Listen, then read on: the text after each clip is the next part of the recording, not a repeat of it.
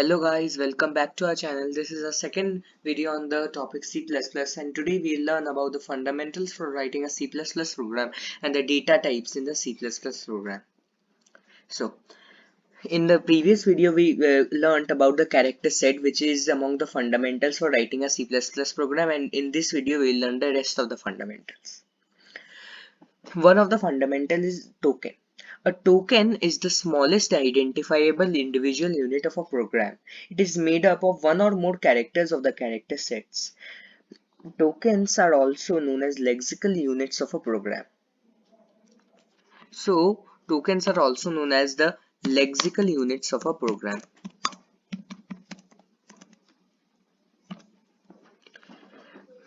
Tokens are of the following types.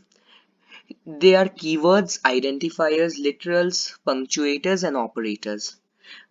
There are many subdivisions in these also. Keywords. The keywords are those tokens that are reserved words instruct the compiler to perform special predefined tasks such as break, case, char, etc. They are predefined and they are the reserved words for writing a C++ program. The next topic is identifiers. These are the programmer given names or aliases given to the different parts of a program. These can be used to name variables, functions, classes, objects, and so on in a program. Identifiers can be named according to the following rules. Can comprise of letters, digits, or underscore. First character should be a letter. Names are case sensitive.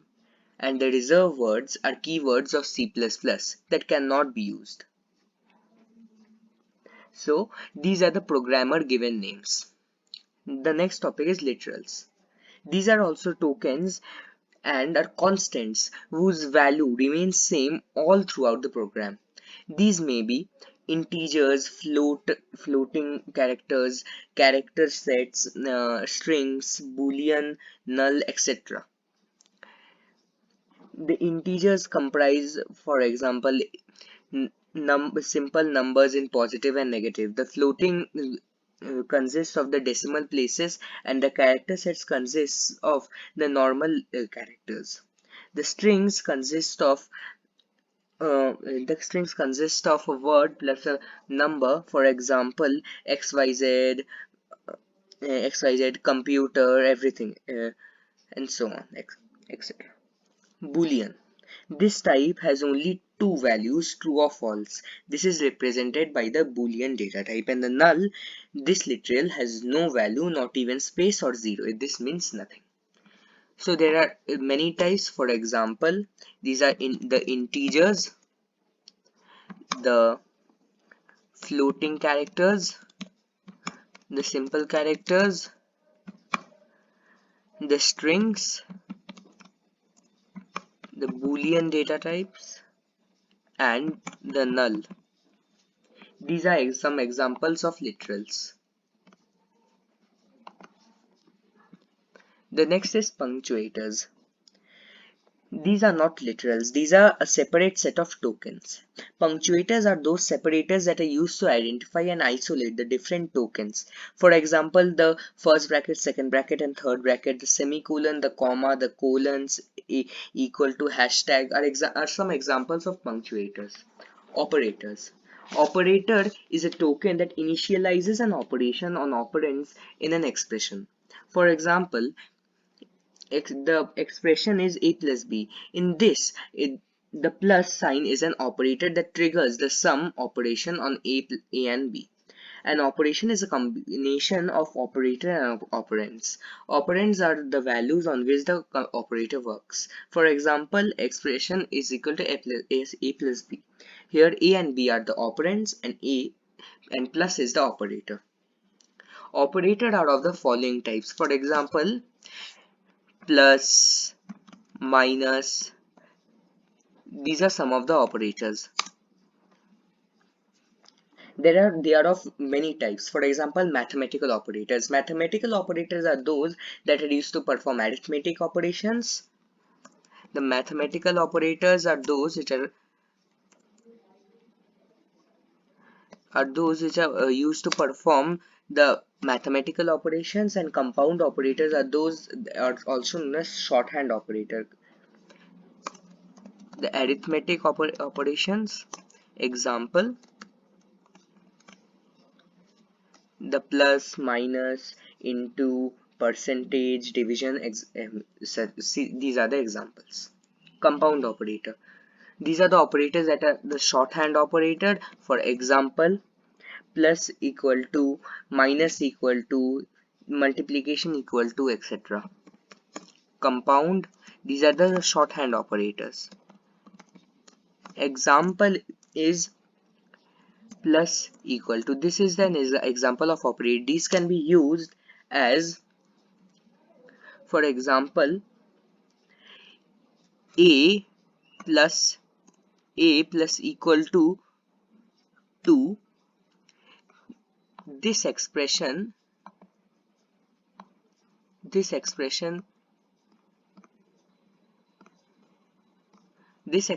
means that to add 2 to a. For example, if a's value is 6, then the answer will be 8. In the same kind, if it is written a minus equal to 2, then it is told to subtract 2 from a, and it will, if a is 6, the answer will be 4. The next kind of operator is the increment decrement operator. The increment decrement operator. These types of operators are those such as to give an increment or decrement of 1 to its operand. These are expressed as a plus plus. If it is written as a plus plus, it means to add 1 to a. And if it is given as a minus minus, it is told as given to subtract 1 from a. But it can also be plus plus a and minus minus a. In the plus plus a and the minus minus a are known as the pre-decrement operators. The plus plus a and the minus minus a are known as the pre-decrement operators, and the a plus plus and a minus minus are known as the post decrement operator, and the post increment operators. For plus it is known as increment, and for minus it is known as decrement. In plus plus a and minus minus a, the result is the same. There is also the relational operator. For example, these operators are used to establish relation between two operands. For example, the greater than, less than, equal to, the signs, the greater than, equal to, less than, equal to, and not equal to operators. The logical operator. The logical operator helps us to join expressions. For example, the double ampersand, the double or the double logical not operators. The assignment operator. This is used to assign a variable or a constant to a variable.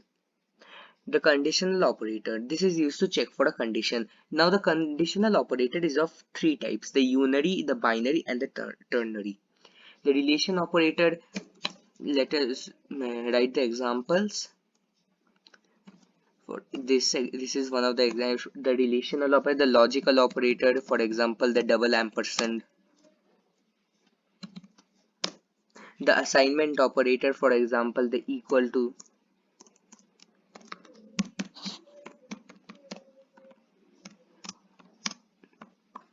The conditional operator, for example, to check for a condition. And the last kind of operator, which is yes, the conditional operator is the last kind of operator, and these are of 3 types: the unary, the binary, and the ternary. The unary operator works on only one operand, the binary operator works on 2 operands, and the ternary operator works on 3 operands. For example, the unary works on only one operand, and it is written as a plus plus, for example, which means to add 1 to a. In binary, it works on 2 operands. For example, a plus b. There are 2 operands, a and b. And the next kind of operator is ternary operator, which works on three operands. For example, A, if it is used to describe a condition if A bigger than B, or is A bigger than B, or is A not bigger than B. Here there are two types of expressions or operands. The next type is now we move on from fundamental for writing a C++ program to the different data types. The data types are data in programming languages that are stored as variables. To create a variable, the variable should support an inbuilt data type. The variable is a name given to a particular location in the memory, and the value stored in a variable can be altered during the program execution. C++ offers two types of data types. The fundamental data type, which is not composed of any other data type. The fundamental data type, which is not composed of any other data type.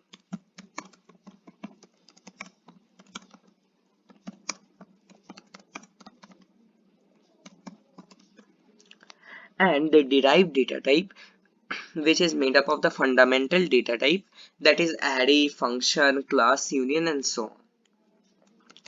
The derived data type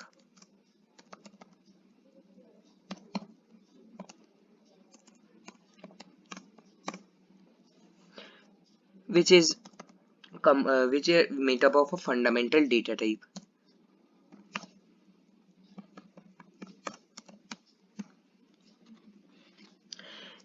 Some examples of data types are int, char, float, etc. Variables have to be declared before using them in the program. The declaration is done in the following way.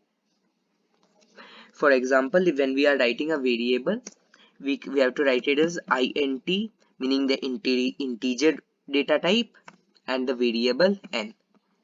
This is how we can specify the data type of the variable. The above declaration declares an integer variable named n. Okay. In the next video, we will learn about how to write programs using C++, and after that we will do C++ programs. Thanks for watching.